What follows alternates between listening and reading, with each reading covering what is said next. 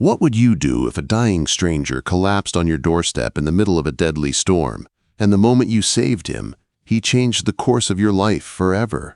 The wind howled like a wounded beast across the frozen plains of Colorado territory. Snow flew sideways in the air, sharp as broken glass, stinging any exposed skin and burying the world under white fury. Jonas Hail pushed through the storm, every step a fight against the knee-deep drifts. His coat, torn at the shoulder, did little to stop the cold or the blood slowly freezing against his skin. His horse had fallen miles back, swallowed by the storm, and now Jonas stumbled forward on foot, driven only by instinct and the faint hope of shelter. He'd survived brutal winters in the war, slept in icy trenches in Tennessee, marched through frozen mud in Virginia. But this storm felt personal, as if the land itself had risen to collect some old debt from him. His left shoulder throbbed from an old wound that had never healed right. Now it had reopened, blood soaking through his shirt and turning to stiff ice. He knew he should lie down and let the snow bury him. A man with his past had no business surviving this long anyway. But then, through the churning white, he saw it, a flicker of orange. Then a thin trail of smoke. Then, like some miracle carved out of the storm, a small cabin appeared, its windows glowing faintly against the dark. Jonas blinked hard. Maybe it was a trick of the cold. Maybe he was already dead. But he felt the snow under his knees when he collapsed against the door. Inside, Clara Whitmore froze at the sound. The storm had raged since before dawn, rattling her windows and pushing cold drafts through every crack. She'd been sewing by lamplight, the smell of simmering beans filling the cabin, when the sound came again, a weak, irregular thud against her door. Her heart jumped. Living alone on the frontier meant danger lurked behind every unexpected knock. She moved quickly, not with fear, but with the steady purpose of someone who had learned to rely only on herself. She reached up, pulled down the Winchester rifle Samuel had insisted she learn to use before he died. The thud came once more, weaker this time. Clara approached the door, pressed her shoulder to it, and called out, "Who's there? State your business." All she heard was a low groan. Against her better judgment, Clara cracked the door open, rifle raised, her breath caught. A man slumped in the snow, half buried in it, his dark hair frozen stiff, his face pale as the drifts around him. His blue eyes flickered open just long enough to find hers. "Please," he rasped. "Storm, horse died. Need." And then his body went limp. Clara hesitated only a second. There were men who took advantage of kind hearts. There were men who brought danger wherever they went. But this man, this stranger, was dying. "Lord, help me," she muttered and dropped to her knees beside him. She grabbed him under the arms and hauled him inside with the kind of strength only hard living could build. His body was heavy, dead weight, and the cold coming off him burned her hands. She shut the door, locked it, and dragged him toward the fire. Jonas drifted in and out, aware only of warmth and the soft crackle of flames. Gentle hands pulled off his frozen coat. A woman's voice whispered something he couldn't make out. Someone pressed hot broth to his lips, and he swallowed without thinking, the warmth spreading through his body like a spark of life. When he finally managed to open his eyes, he found her watching him. She had auburn hair pulled back in a simple bun, soft wisps escaping near her cheeks. Her hazel eyes were sharp but kind, the eyes of a woman who'd fought her own storms. "You're awake," she said. Her tone wasn't warm, but it wasn't cold either. Alert, steady. He nodded weakly. "Thank you, ma'am." "Clara Whitmore," she said. "You brought blood into my home, Mr. Hail. That wound isn't from this storm." Jonas fought to sit up, but pain shot down his arm. 3 days ago, some fool thought I still had a bounty on my head. I tried telling him otherwise.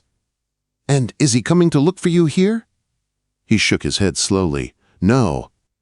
He won't be looking for anyone anymore." Clara studied him a long moment, then knelt beside him. "That shoulder is a mess. Cold slowed the infection, but if I don't clean it proper, it'll kill you. Jonas watched her move through the cabin with quiet skill, boiling water, gathering cloth, mixing something strong-smelling in a tin cup. The place was small but tidy. Checkered curtains, dried flowers on the mantel, a quilt folded neatly on a chair. A home shaped by careful hands and quiet strength. "You live here alone?" he asked. Clara didn't look at him as she prepared a needle. "Yes. That's dangerous." She finally met his gaze, her eyes firm. "It's necessary." Then she cleaned the wound, and it burned so fiercely Jonas saw white. He gripped the blanket, jaw clenched, sweat beading on his forehead. "You've done this before," he managed. "My husband worked the mines," she said. "Men came home with worse than this all the time." He caught the past tense. "I'm sorry." She didn't answer, just tied the bandage tight. Outside, the storm screamed against the cabin walls. The world was nothing but wind, snow, and cold death beyond those wooden planks. Jonas knew he should leave the moment the storm passed. A man with his past brought nothing but danger. He'd been running too long to stay anywhere. "I'll go when the weather clears," he said. "Don't want trouble finding you." Clara set the bandages aside and finally looked at him with something almost like a smile. "Mr. Hail, you collapsed on my doorstep half dead. I'd say the trouble has already arrived. Another day won't change much." She gave him beans and cornbread.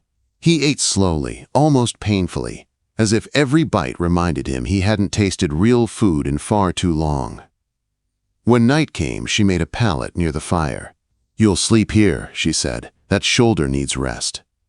He wanted to argue, but exhaustion dragged him under. As he lay down, he watched her settle into the rocking chair, sewing by firelight. Her hair glowed warm as copper, her face calm and strong. For the first time in years, Jonas felt peace. And he feared it more than any bullet. Outside, the storm buried every track leading to her door. Inside, a wounded man slept in the firelight, and a woman alone in the wild mountains found herself listening to his breathing, steady, warm, alive, and wondering what trouble the dawn might bring. What danger is worse, the storm outside or the past that hunts a man who finally found a moment of peace? Clara woke before dawn to the faint crackle of the fire and the steady breathing of the stranger she'd pulled from death's grip. The storm still raged outside, shaking the windows as if trying to tear the cabin from the earth. She moved quietly, adding logs to the fire so the room warmed again. When she turned, Jonas shifted on his pallet, sweat shining on his forehead. "A fever." Clara knelt beside him and placed a cool hand on his brow. His skin burned beneath her touch.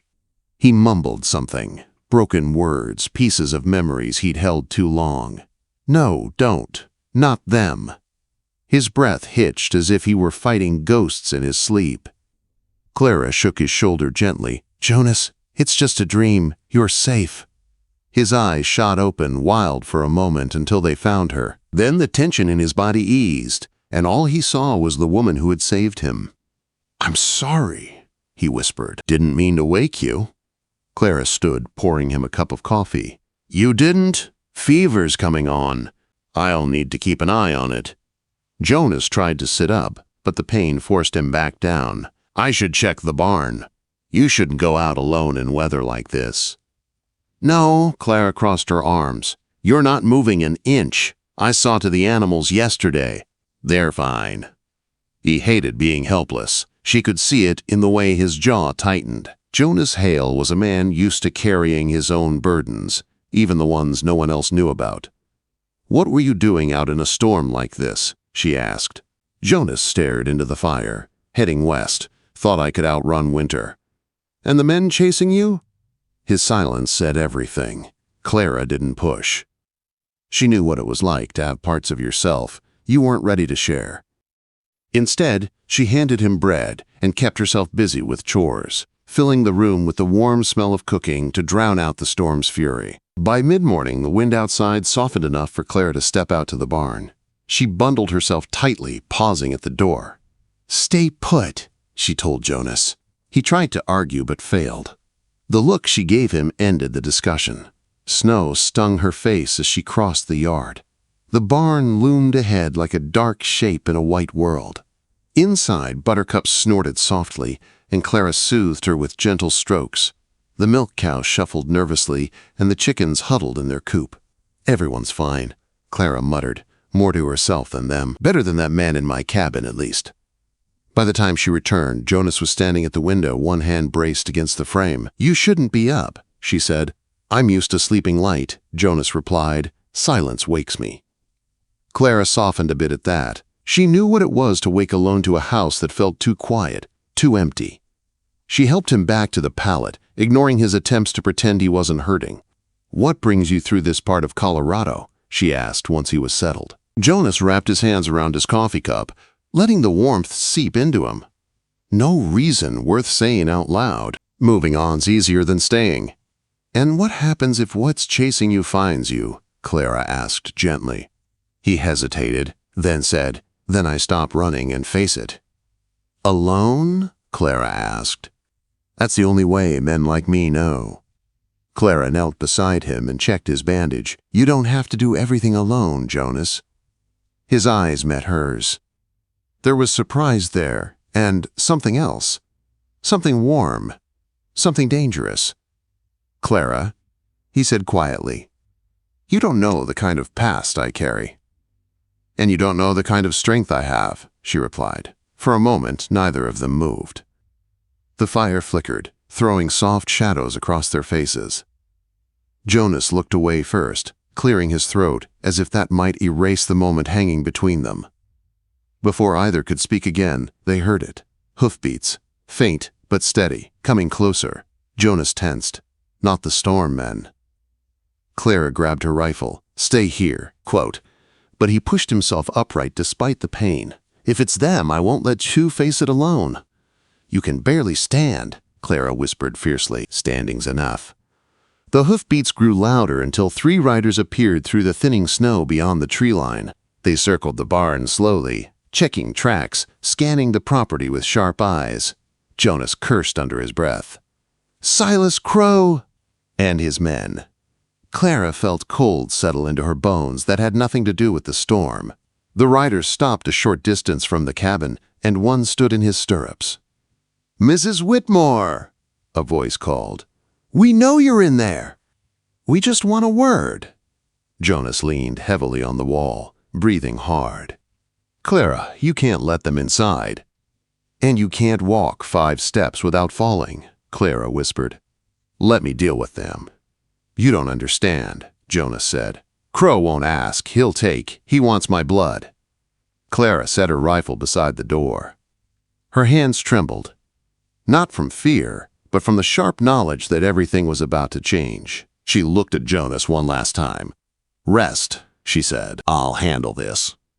Then she opened the door and stepped out into the freezing morning, facing the men who had come not for her, but for the wounded stranger she had dragged in from the storm, and from the look on their faces, trouble had finally found them both. The moment Clara stepped outside, the cold hit her like a slap, but she held her rifle steady and kept her chin high as the 3 riders approached the cabin. The storm had eased, but flakes still drifted in the air, settling on the men's coats, their horses steaming in the cold. The leader nudged his horse forward, lean, pale eyes, a week's worth of beard, and a smile that didn't reach anywhere near his eyes. "Mrs. Whitmore," he drawled. "Saw you in town once or twice. Didn't expect such a warm welcome in a storm like this." Clara kept her voice even. "State your business." "The storm's barely passed, and I've chores to do." He tipped his hat.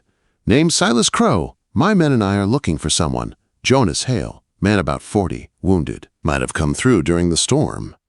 Clara's heart knocked hard against her ribs, but her face stayed calm. "Haven't seen anyone. Storm kept me indoors."